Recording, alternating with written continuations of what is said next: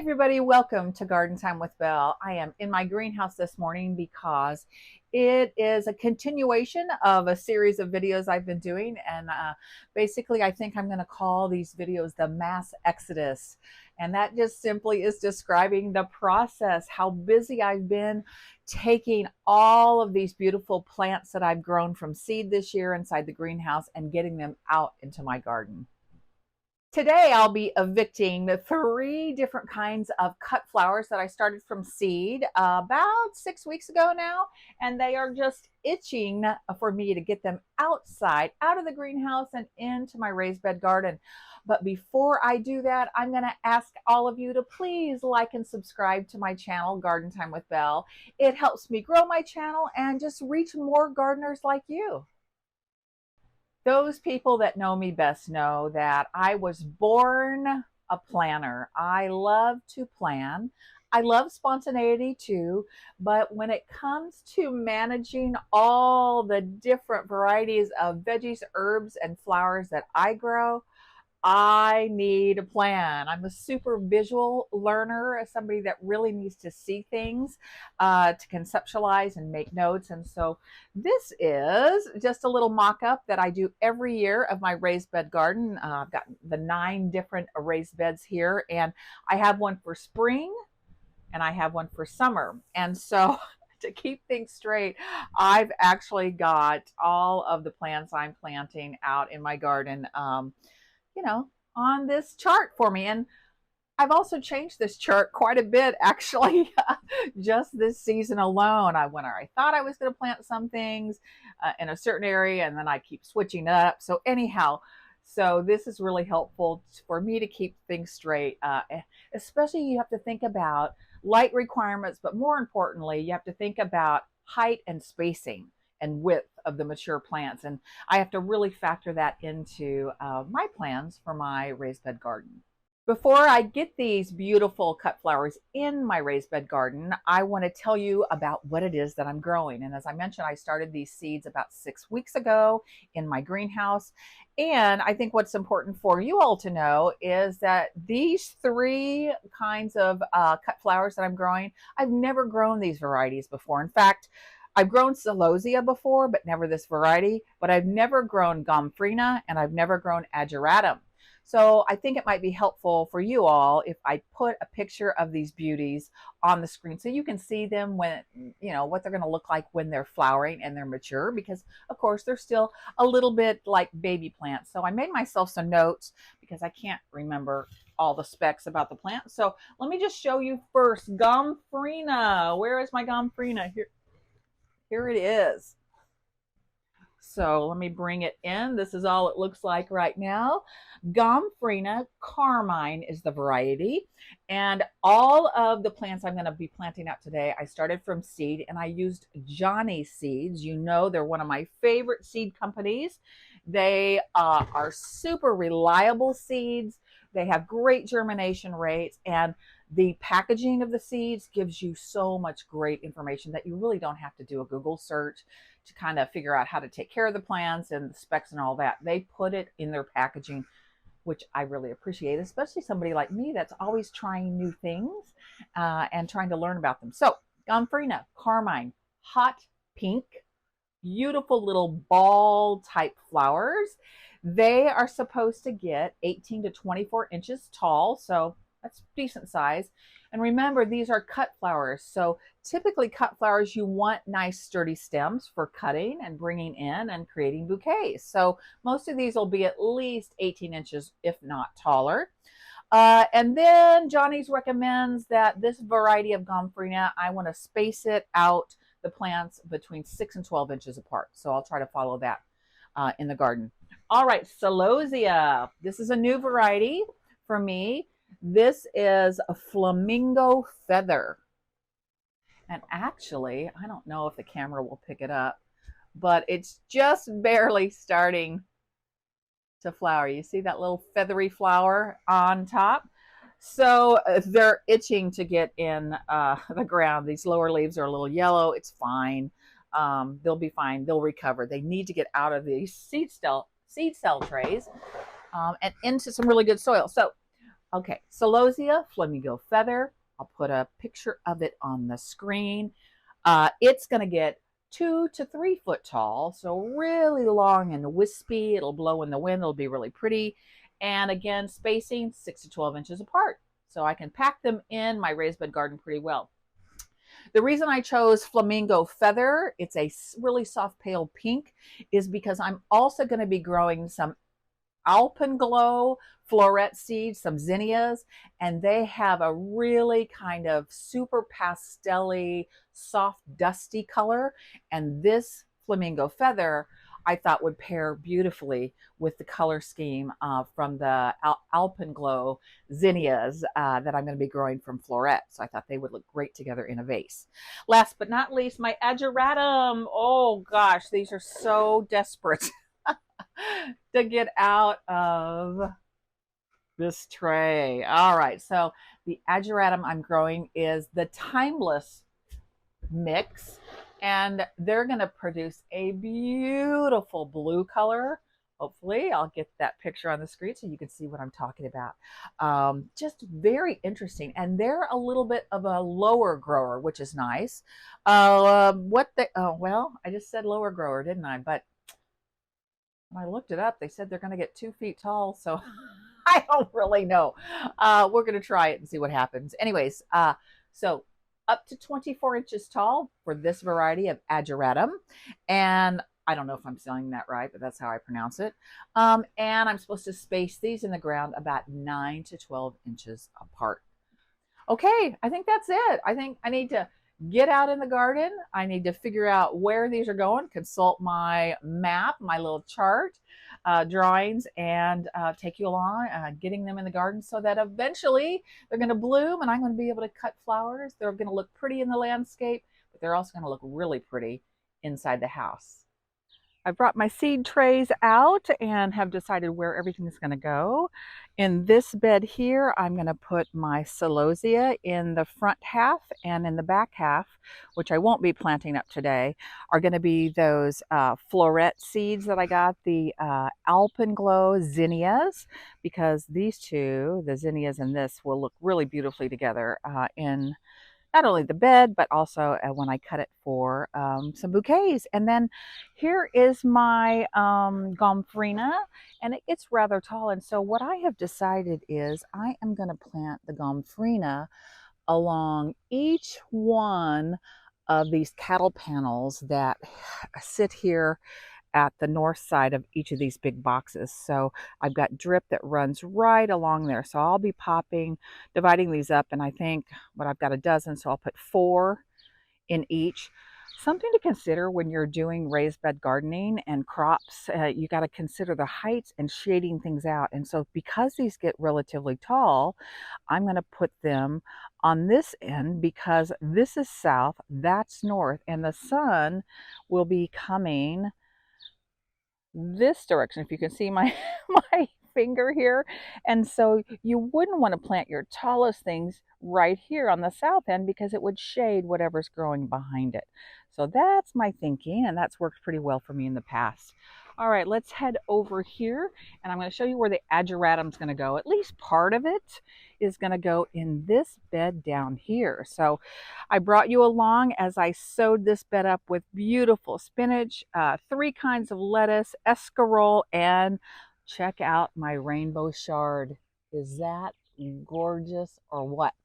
So I recently gave away most of my spinach and lettuce. I had a nice little event here and had a bunch of friends over and said, please, please, take some of this. And so I cleared this side of the bed out mostly. I do have some escarole left on this end that I will be using in my cooking in the next week or so. But where I live in hot and humid Missouri, once it gets up into the mid to upper 80s for very long at all, spinach and lettuce typically will go bitter. It will start bolting, which means it sends up flowers, and that's letting you know it is done. It doesn't like hot, hot weather. Greens, typically the greens that I'm talking about, spinach and lettuce, love cool weather. So that's the idea here. I'm going to set up the camera and pop in this ageratum in this spot. I'm going to space them around 6 inches apart, and I'm going to be strategic in my spacing. You see my drip tubing here. It has these little emitter holes every 6 inches. So I'm going to, go in close to that so that I know my ageratum will be nice and happy, getting plenty of water and hydration.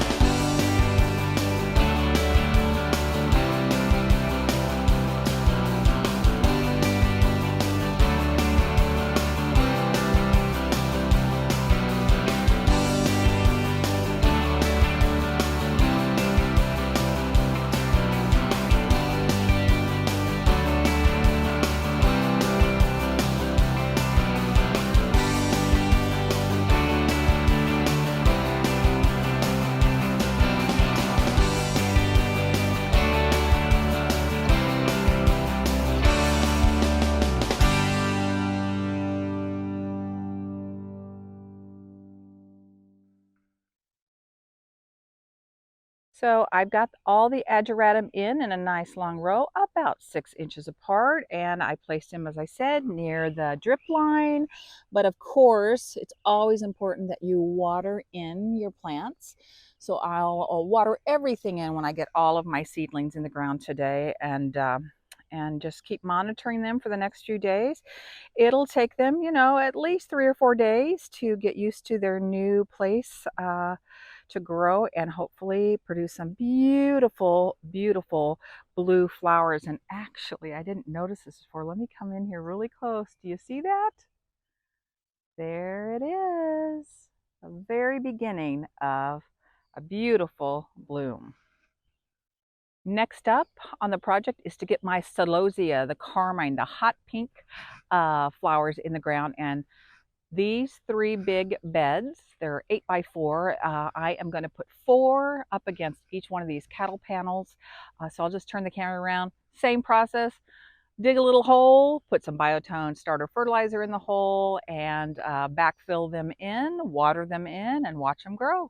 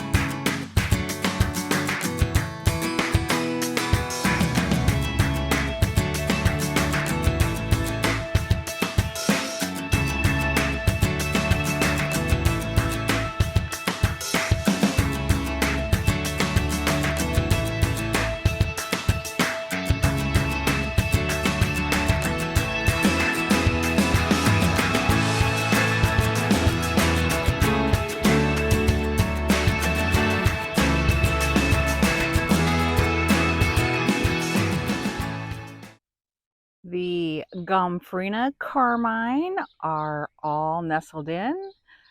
4 plants on the north side of each of these beds. That's kind of hard to see over there. Had to work around my garlic, which I will be harvesting the last week of June. And I've got some tomatoes and lemon basil in this bed, so I had to work around the tomatoes a little bit, but there was plenty of space. And again, there's going to be drip irrigation. My tubing will be placed, you can't see it now, but it'll be placed right next to my Gomphrena. The last of my beautiful cut flowers to go in the ground are my beautiful Celosia flamingo flower. They're going to go right in the front part of this 8-foot long raised bed. I've got 24 starts and they should fit nicely. And then, as I mentioned, on the other side, I will be putting in a zinnia seed, the Alpenglow. So yeah, I'm just going to pop those in just like I did before. I'll turn the camera around. You can see that process, and then we'll wrap things up.